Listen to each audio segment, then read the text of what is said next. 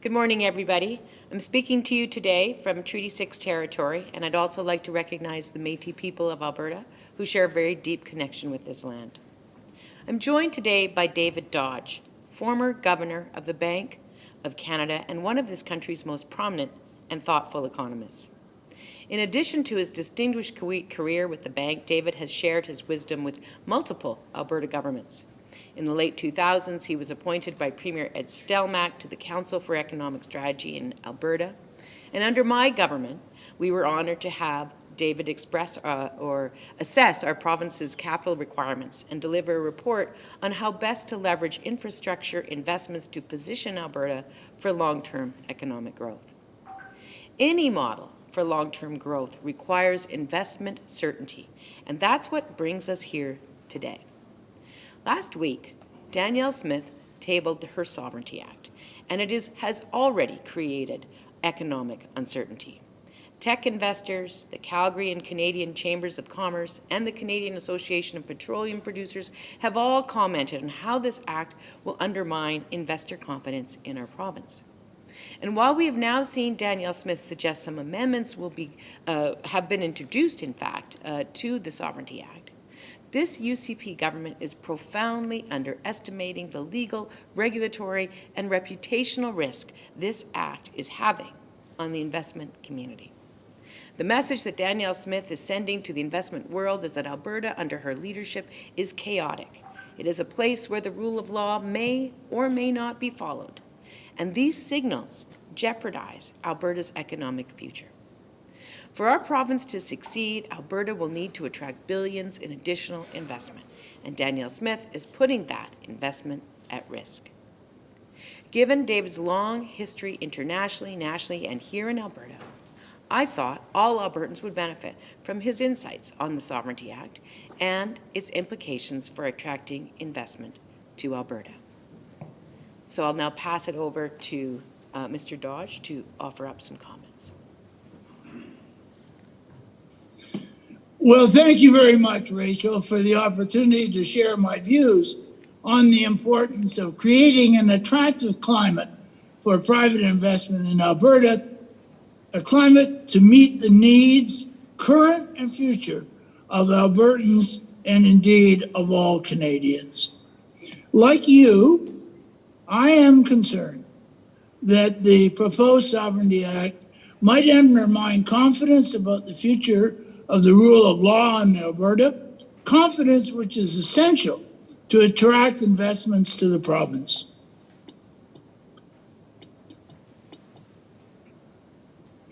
Oh, sorry, I'm having trouble here. Simply put, whatever precise form that legislation eventually takes, the tabling itself creates a strong impression that investors will not be able to rely on due process in the application of federal and provincial law in the future. And lacking confidence in the future application of law in Alberta, investors then would look elsewhere. This is unfortunate for Albertans and indeed for all Canadians, as Alberta will have to attract billions in private investment in order to build a platform for the future, which deals with the challenges imposed by technological, demographic, and climate change over the decade ahead. Unfortunately, it seems to me that even proposing the Sovereignty Act creates a climate of uncertainty which makes it less attractive for investors to participate in the building of such a platform for growth. Whatever its final form, the Act is a signal to the world that we don't quite know what we're doing, that we can't quite get the fundamental stuff right. And if we can't get the fundamental stuff right, then investors will go elsewhere. Let me conclude by saying that our federation is not an easy place to govern. At times, there are going to be legitimate concerns about constitutional jurisdiction and the appropriate role of different orders of government. We all understand that. And over my career, I've seen these issues emerge many times. Unfortunately, the Sovereignty Act purports to replace the courts as a constitutional arbiter and therefore undermines the rule of law. And consistency in the rule of law is really the cornerstone of building a modern economy.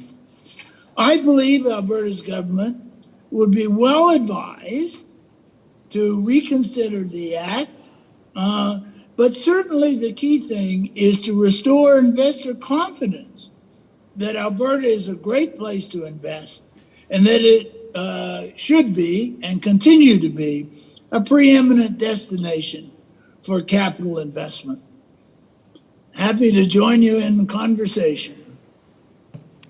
Well, thank you very much, David. Now, just before we take your questions, I'd also like to take a moment to recognize the comments from treaty chiefs at the Assembly of First Nations from Ottawa that we heard this morning. They were absolutely clear that they want the Sovereignty Act withdrawn and abandoned. The Act was developed without the UCP fulfilling their legal duty to consult, and the Act violates treaty rights. That, in and of itself, is sufficient grounds to abandon this bill. But by creating so much chaos in the relationship between Indigenous communities, the Crown, and industry, the Sovereignty Act is also a direct threat to Alberta's economic development for a whole new stream of reasons. All parties want certainty about the consultation process, but the Sovereignty Act gives us nothing but chaos. So once again, there is more grounds for why this act must be withdrawn. So thank you, and both Mr. Dodge and I are happy to take any questions you may have. Thank you, and we'll start with questions in person. Sorry. Good morning. It's Dean from Canadian Press. David, I think you said in your speech you referenced that some historical allusions to these kinds of uncertainties. Do you see a historical parallel here to perhaps the sovereignty debates in Quebec and the uncertainty that caused? Certainly the government here says that that's got nothing to do with separation, but do you see a parallel? Yeah, look, I think we have a number of challenges in this country. That's one of them. A challenge that comes up when governments propose to use the notwithstanding clause. I think that undermines confidence in our legal system in this country. We've had other issues. Obviously, we've had some difficulty in our police forces coordinating actions across the country to deal with problems at our border. And so all of these things add up over time to create an impression that Canada is just not a good place to invest. And we are in competition with other places in the world for that investment. And so we should not shoot ourselves in the foot by creating an impression that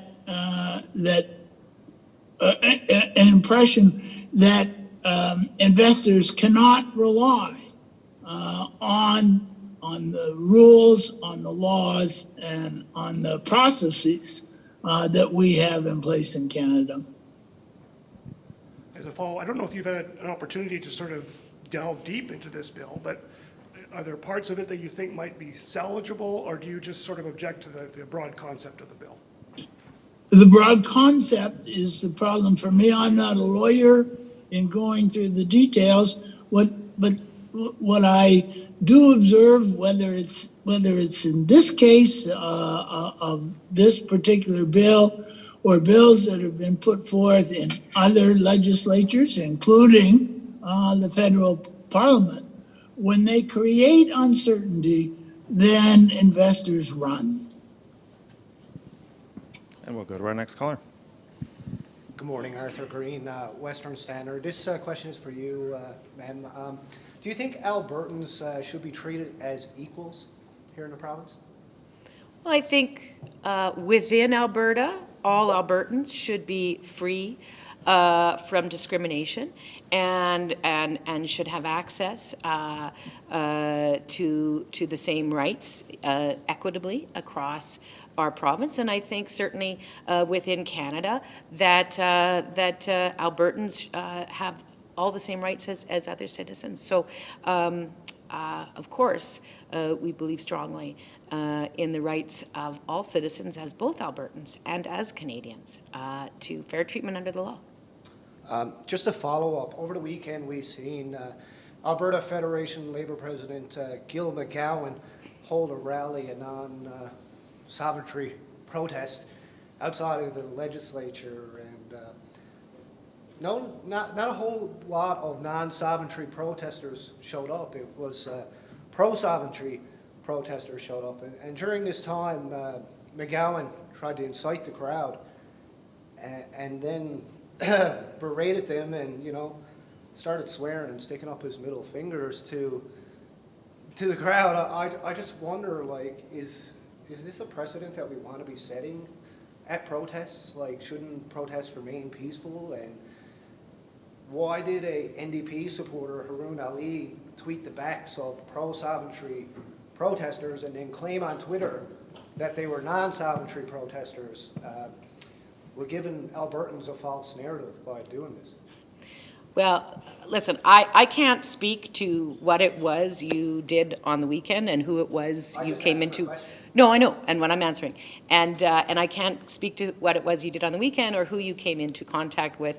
I will say that in terms of, ensuring that you maintain your role as a credible member of the press gallery here, that it would be helpful for you to accurately depict the roles of private citizens in relation to my party and me, and which, as you know full well, you haven't been doing in relation to the issue that you just described. But honestly, the folks you described, I cannot speak to them. I wasn't there. You were. You have your opinions. I have nothing to offer on it.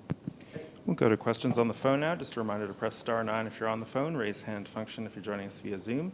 If you could say your name and your outlet at the top, that would be great. We'll go to our first caller. Hi, it's Carrie Tate from the Globe and Mail. Mr. Dodge, it's nice to see you again. I'm curious why you're getting involved in Alberta politics. No, I'm involved in trying to ensure, as far as I can as an outside observer, that indeed the climate for investment in this country is as good as it can possibly be. So that's not a political statement. That is a question of how we attract the investment to allow us to grow. We've had a rather not very good record on investment over the 5 years or so prior to COVID, where investment has fallen as a share of GDP. And our issue now going forward, if we're going to grow, is that we've got to get that up. And so anything that makes Canada more attractive will allow us to grow. Something that creates uncertainty will be an impediment. And Mr. Dodge, I'm wondering if you read the text of the actual bill and the amendments. No, I have not read the text of the amendment, certainly. I looked at the summary of the actual bill, and I'm not commenting on the particular words of the bill at all. What I am commenting on is the perception that people have, that investors have, of our governments in this country not doing what they can to make it reasonable for investors to come here and to undertake investment given the uncertainties outside of government policy, the uncertainties that investors have to face. We'll go to our next caller.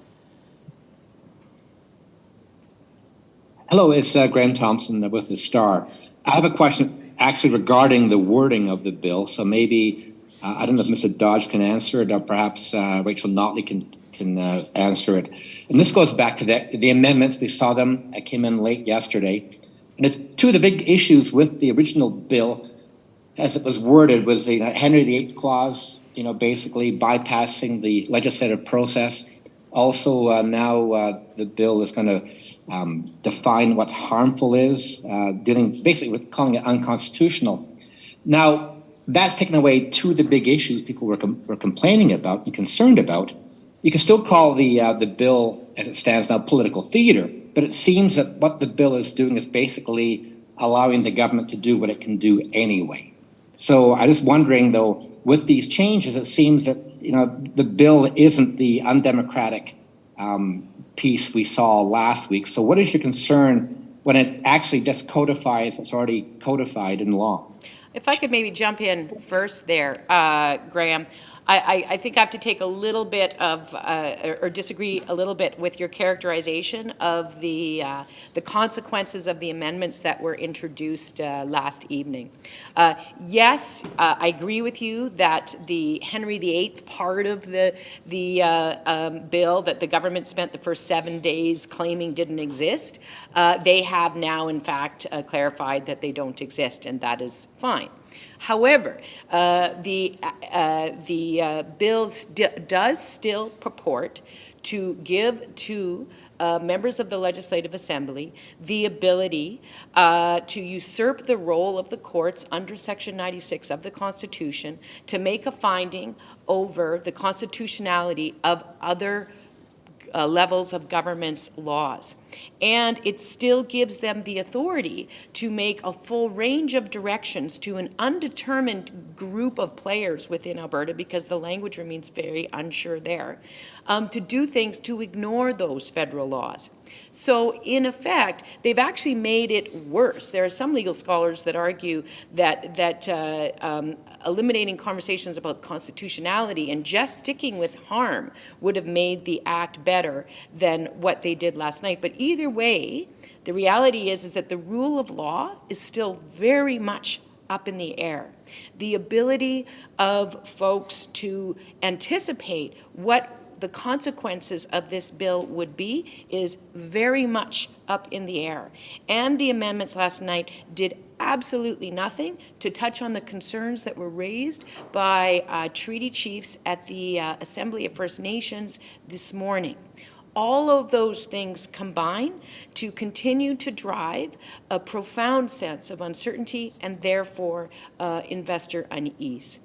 So, Mr. Dodge, if you or David, if you want to add to that, certainly feel free. No, I haven't looked at the amendments, and so I can't really comment. Any follow-up, Graham? Yeah, absolutely. Okay, so politically, you can call this political theater, and I would certainly call it political theater, but is this the end goal, do you think, more a power grab by the Premier, or is this something just setting a trap, trying to set a trap for the federal government to constantly be in fighting with the problems, and perhaps setting a trap for the NDP, forcing you to vote against, standing up for Alberta? And I'm sort of using the words from the Premier here. Listen, I'm sure the Premier may think that that's what she's doing. What I will say is that this UCP government and this Premier, as part of that even now, has dedicated all of their efforts that are allegedly designed to improve the rights of Alberta as an economic entity. Their efforts have been designed and focused on Albertans, not on anybody that they should actually be negotiating with. They've all been designed to get Albertans more angry and more divided. And this bill will do the same thing. There is nothing in this bill, there's no examples been given anywhere about how this bill would actually improve the economic conditions or the economic rights of players within Alberta. So this is very much an act that is designed inwardly. It's designed for Albertans and for the politics of Albertans. It is not designed for the actual economic benefits of Albertans or anybody else. And they've never been able to give us an example of how it would be used to achieve that, because there is no real example. But at the end of the day, in this particular case, they've gotten so wrapped up in their politics and their political gamesmanship that they have, as a form of collateral damage, now genuinely, deeply, broadly created a level of economic uncertainty that will undermine our ability to move towards economic recovery, that will undermine job creation, that will undermine economic stability for regular Alberta families. And that's why this act is a next level demonstration of incompetence on the part of this UCP government. And we'll go to our next caller. Hi, this is Lisa Johnson from the Edmonton Journal. I'm wondering, Rachel, if you can clear something up. The Premier seems to be kind of muddying the waters around what the Canadian Association of Petroleum Producers has said about the Sovereignty Act, and is saying that they have asked the NDP to remove a tweet about it. Have you been in touch with CAP at all in the past 2 days? What I will say is this. The Premier's office has put out a number of inaccurate statements in relation to this debate and many, many other debates. Or put another way, since I'm not inside the legislature, they have lied about a number of things on this matter and many others. Our reference to comments made by representatives from CAP were drawn from the paper of record, which I believe was the Calgary Herald. And my understanding is that CAP has not asked for those comments to be corrected. And so the Premier's office is making things up. Any follow-up, Lisa? Thank you. Yeah, so just to be clear, has CAP asked you to change any of your messaging or reverse any of your statements? Have they been in touch with you at all in the past 2 days? We have spoken with a number of leaders in the investment community, including CAP, about the concerns around the uncertainty created by this act. But no, there have been no requests by anybody to ask that we, no requests from CAP to ask that we stop quoting the comments that were reported accurately in the newspaper earlier this week. We'll go to our next caller. Hi there, it's Tyson Fedor with CTV. Ms. Notley, just want to touch on a tweet from the Premier over the weekend in regards to the carbon tax, and her saying that next year Albertans will be paying about 55% higher than Quebec. As we know, Quebec, of course, doesn't have a price that's fixed, so just even last week it was about 40% higher. I guess, what are your thoughts on that in the sense that she thinks this Sovereignty Act will help stand up to Ottawa when it comes to things like the carbon tax as well? Well, let me just say at the outset that I'm certainly interested in getting more information around the study that was done by the Canadian Taxpayers Federation. I mean, they do studies, other people do studies. I'd like to see sort of the ultimate determination around studies with respect to the relative costs of carbon pricing in the two jurisdictions, because it's important to understand how those numbers came up. But certainly it's an issue that we want to get more information on. That being said, there is literally nothing in this act that, as far as we can see, actually serves to provide any mechanism for addressing the issues that the Premier identifies. So again, it's a lot of smoke and mirrors, but they've been unable to explain to us how the Act would even be used in this respect. Again, you have an Act which creates a whole bunch of investment uncertainty with very little explanation for how it's going to be used. And on the other hand, there are, without question, genuine issues that need attention between our province and the federal government to ensure that Alberta is treated fairly. Unfortunately, for the last 3.5 years, we've got a UCP government that's simply been shaking its fist at clouds and not engaging in genuine efforts to bring about improvements. Any follow-up, Tyson? And just a quick follow-up. Do you feel like the sentiment is just continuing to maybe stoke the anti-Trudeau, anti-carbon tax, anti-liberal agenda, or is it a real grievance that the Premier believes she has? You know, I can't really speak to the Premier. What I know is, or what's driving the Premier at any given tweet, what I can say is that we are very concerned that this Act, regardless of who it was theoretically designed to focus on, and I would argue it's mostly an internal political document, has created a deeply concerning level of investment uncertainty. And that's been elevated by the fact that the Premier herself clearly didn't understand what was in the Act, clearly didn't understand what her Act was saying, insisted she did, called people names for questioning her on it, and has failed to take responsibility for that or apologize for the confusion that she herself has created. So there's just layer upon layer of economic uncertainty that is emanating from the introduction of the Premier's flagship piece of legislation, and she needs to fix that uncertainty by withdrawing it and learning what it is she's trying to do. We'll go to our next caller.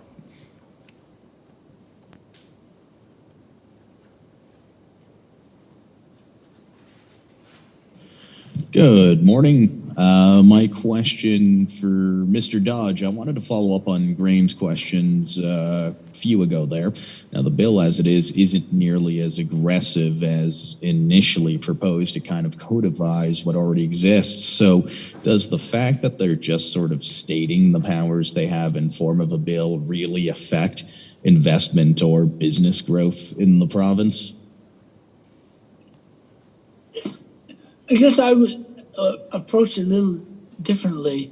The fact that we have a degree of discord, which is creates uncertainty, in and of itself is the problem.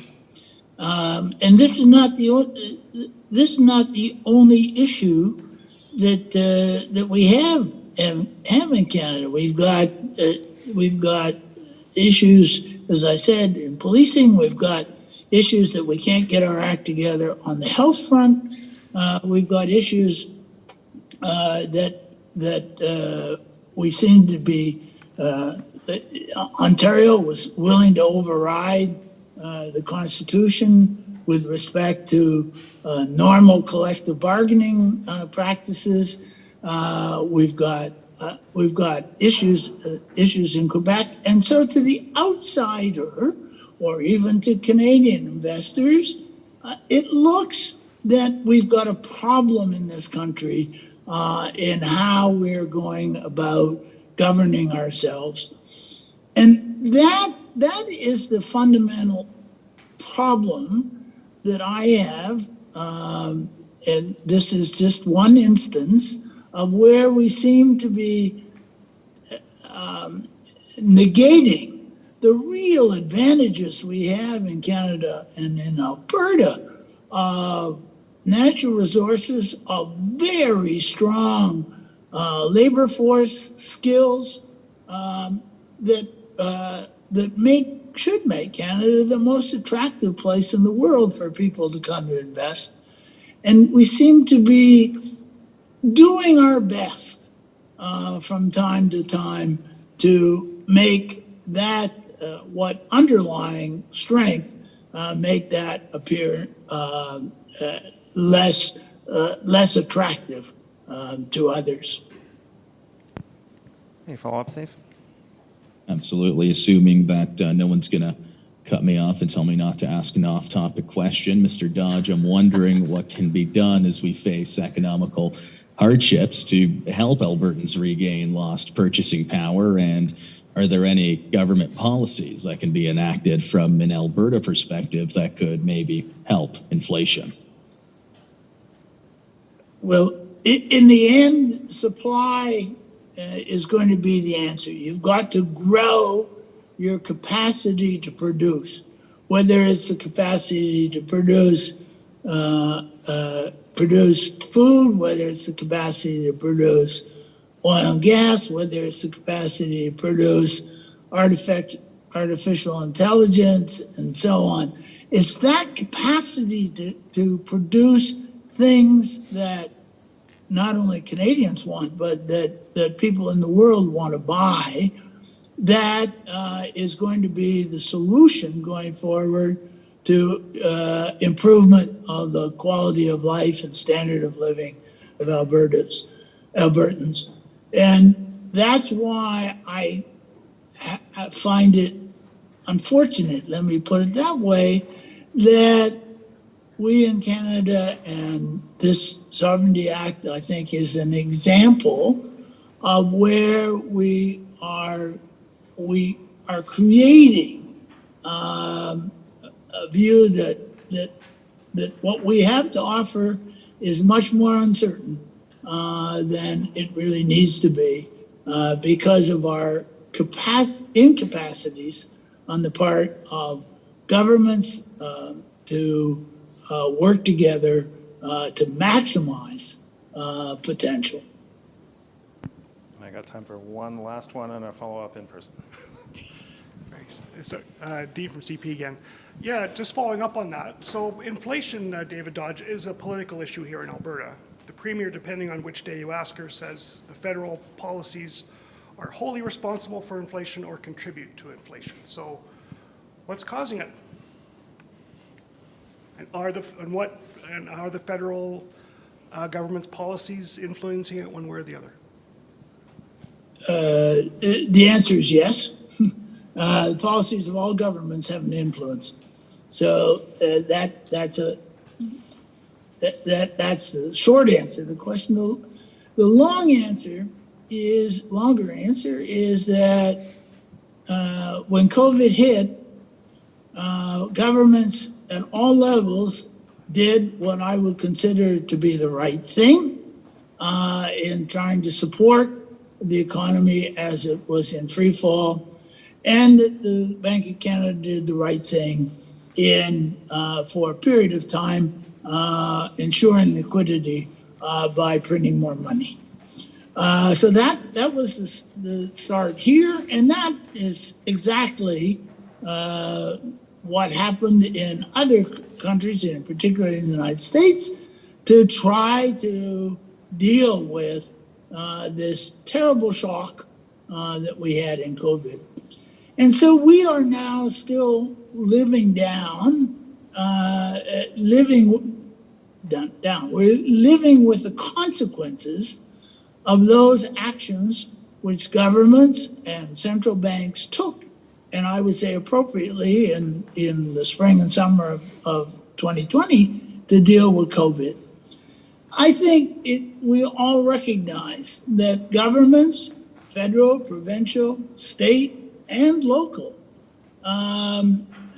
probably stuck with those supports, those fiscal supports, too long. And the Bank of Canada would readily admit, as does the Federal Reserve, that probably we at the time created more liquidity, certainly in 2021, than we might otherwise have needed. And so all of that comes together to create strong demand in the economy as we are now in 2022. But we don't have the capacity to supply. We and the rest of the world doesn't have the capacity to supply all the goods and services that we want to buy. And that creates inflation. And so what are we doing now collectively? What are we doing here in Canada and abroad? We are trying to tamp down that domestic demand in order to allow time for supply to catch up. And supply catching up requires investment in order to expand capacity. And that is why I have been quite critical, and I think it's appropriate to be critical of government policies which create more uncertainty about investment and hence slow down the creation of new supply, which will, in the end, bring down prices and create better living for Canadians. Thanks. And for you, Rachel, two-part mechanics question, or, well, yeah. Okay, so it looks like we're getting time allocation on this. I think we had it on second. I think we're going to get it on committee. What's going on here? Why is that? And I'd like you to speculate with your lawyer hat. This bill will likely pass with the amendments, and but as per the turn off the taps, it can't be legally challenged, right, until it's proclaimed. So would you, once this bill passes, urge the Premier to proclaim it, and which makes it let slip the legal dogs of war, or would you say this is a bad bill, should never be proclaimed? Listen, I think that the damage has already been done by this bill. That's the first thing. I mean, as described by David Dodge, there's been tremendous damage done by this bill, and its continued existence will continue to do that damage, regardless of whether it sits unproclaimed, ready to be executed at the drop of a hat, or whether it ultimately starts to make its way through the multiple challenges that it will invariably attract. All that process will engender uncertainty.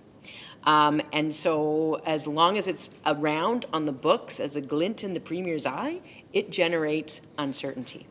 I think the fact that the government has already acted to impose time allocation, that they've given notice that they're going to do that today, and it will probably pass today, that the speed with which they are jamming through a bill within the second week of the House sitting is going up at the same rate as the level of opposition to that bill. So now they're just scrambling to get it done because every extra day that the bill is a topic of conversation, more people come out and beg them to stop with what they're doing.